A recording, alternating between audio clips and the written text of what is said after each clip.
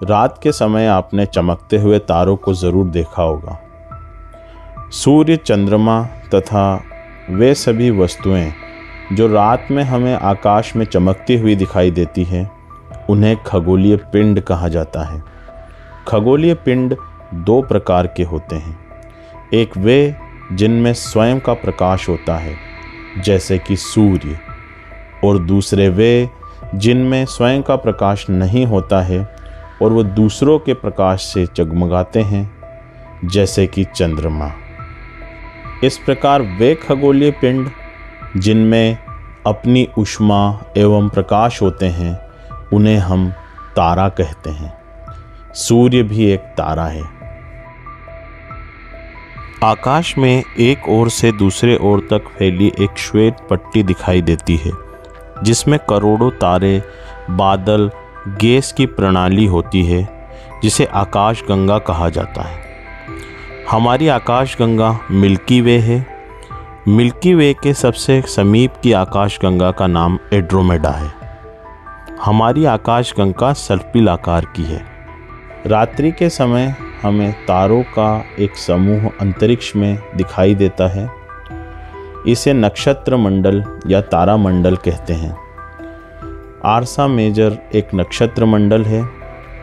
सप्तऋषि नक्षत्र मंडल एक बड़े आर्सा मेजर का भाग है।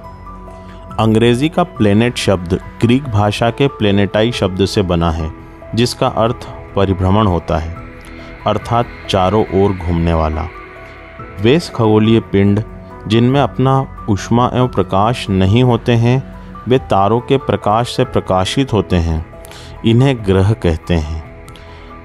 सौरमंडल के सारे ग्रह सूर्य के चारों ओर एक निश्चित पथ में परिक्रमा करते हैं।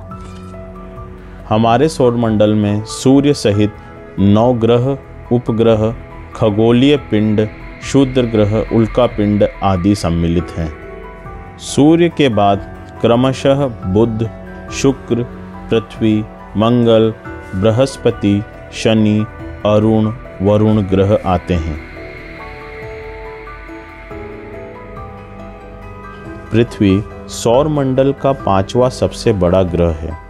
सूर्य से क्रमशः तीसरे स्थान पर आता है। पृथ्वी पूर्णतः गोल नहीं है, यह ध्रुवों से चपटी है। इसकी आकृति को भूभाग कहा जाता है। अंग्रेजी में इसे जियोइड्स कहते हैं। पृथ्वी के मापन को जियोमेट्रिया कहा जाता है और पृथ्वी के अध्ययन को इंग्लिश में जियोलॉजी कहा जाता है। प्रकाश की गति 3 लाख किलोमीटर प्रति सेकंड होती है। सूर्य से पृथ्वी तक प्रकाश पहुंचने में 8 मिनट 16 सेकंड का समय लगता है। एक निश्चित कक्षा में किसी ग्रह के चारों ओर घूमने वाली वस्तु को उपग्रह कहते हैं।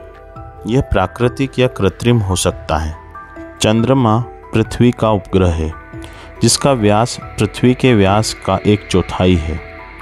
इसकी दूरी पृथ्वी से 3,84,400 किलोमीटर है।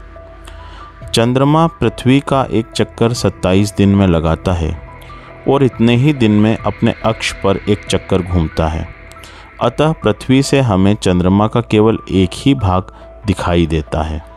29 जुलाई 1969 में अपोलो 11 के यात्री नील आर्मस्ट्रांग ने चंद्रमा पर पहला कदम रखा। मंगल एवं बृहस्पति के मध्य कक्षाओं में कई सारे क्षुद्र ग्रह पाए जाते हैं, जो सूर्य के चारों ओर चक्कर लगाते हैं।